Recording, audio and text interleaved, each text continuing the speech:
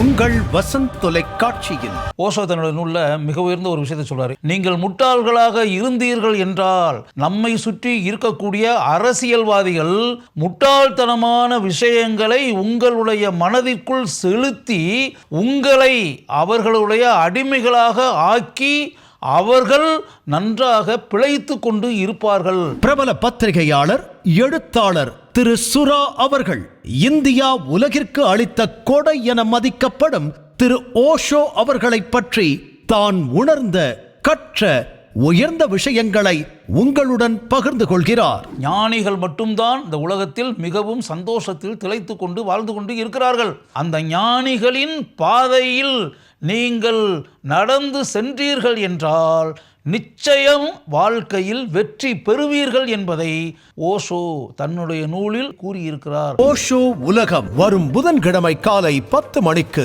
காணத் தவறாதீர்கள்.